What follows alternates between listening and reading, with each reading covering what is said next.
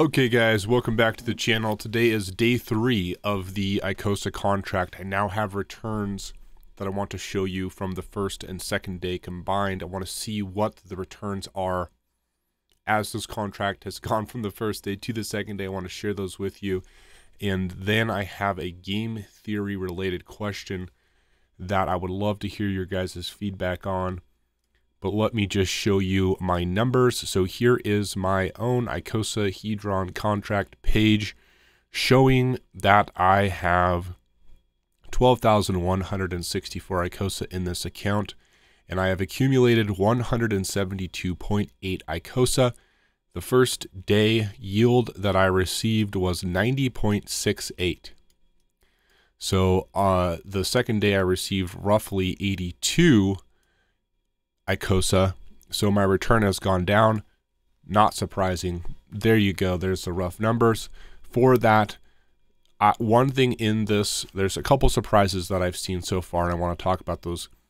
One of them is the amount of Hedron that I've got so far in this pool has surprised me a little bit. I have not expected it to be this high. And my accumulated Hedron yield so far is 319.7 million Hedron. On the first day, I received 288.5 million Hedron. And so clearly the first to the second day has dropped a relatively significant amount, at least compared to the Icosa drop, but it's still a good return, I would say. And why I'm saying good return, how I want to try to quantify that, and what I think might be interesting for you guys to see is so I sold HSIs, I gave HSIs to the contract in return for Icosa. The reason that I have 12,164 Icosa is because I gave up HSIs in order to get that Icosa. The Hedron associated with my Icosa was roughly 290 million. And that is, when I'm saying the Hedron associated with them, that is the Hedron that hadn't been minted yet, plus all of the Hedron that could potentially be borrowed against it, was less than 300 million. And I have already in the second day received over 319 million. So I've already, in the Hedron that I've given back to the contract, just in the second day, I've already got it back. And the thing is, for that Hedron, for me to have gotten it, I would have to wait for the contract to continue, that HSI to continue and mint as it goes, or I would have had to borrow against it, but I was able to get it today. Of course, I know that I cannot actually pull it out until I end my stake, which is 359 days for me. But still, overall, that is these are 5,555 day HSIs, and I could potentially have more. I will have more Hedron than at the end of this 1 year. At the end of this 359 more days than I would have had in the whole HSI total. So that has been an interesting development. This is also going to relate to my question at the end, but I want to show you guys my numbers just for the other stuff. There are some other interesting things that I saw. So there's 9 billion Hedron staked by me in the Hedron staking pool. That has returned me at this point 76.7 Icosa, and that is compared with, on the first day, I got 39.73 Icosa. So you can do the math, 76 minus 39. It's roughly the same percentage here, decrease first to second day as this Icosa pool decrease to the second day. Everything is great and dandy there as far as I'm concerned. Nothing really that surprising. It's kind of what I expected. I want to talk about We Are All the essay. This one was a little bit more interesting because one thing of note is, on the first day, I only had 1 billion points. I gave 1,000 USDC to We Are All the SA in return for 1 billion points. I got my NFT, and at the end of the day, the first day, I received 94.7 Icosa. And on the second day, I had, instead of 1 billion, I had 4.87 billion. And the 4.87 billion still gave me less than 94.7 Icosa. There was roughly a 90% drop in Icosa from the first to the second day. We Are All the SA pool. So that was a little bit interesting to see. This pool is paid off of bonuses, and clearly the bonuses from the first to the second day were significantly less. And that's really interesting to see. So if you were in on the first day, good for you, because you got a pretty good return. And this pool is just overall, I think it's going to be a really fun one to watch, because you can only get in this pool in the first 14 days. You can only create a new NFT in the first 14 days of the contract.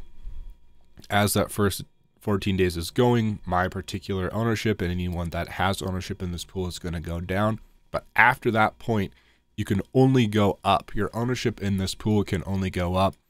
And it's going to be fun to see who's hanging on in this pool, and how the returns end up being, you know, a year or more from now for this pool in Icosa. I think that's going to be fun to watch.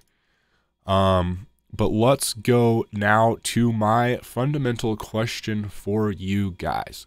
So in this Icosa contract, everything that you do in it, all of these three basic all these three basic pools and the HSI buyback all give you Hedron.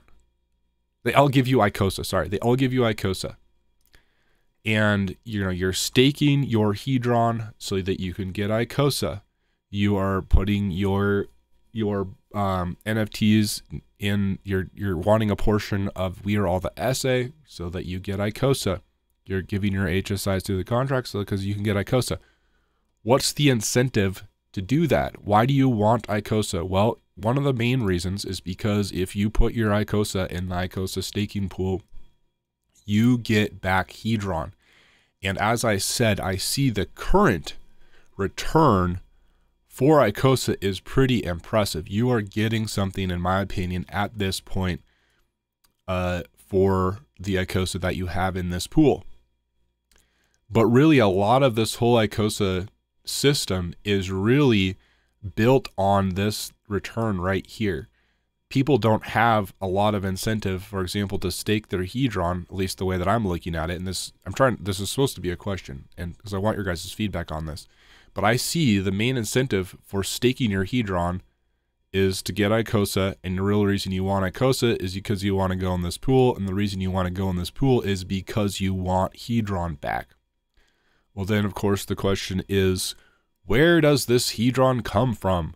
This Hedron in the Icosa staking pool comes from the HSI buyback.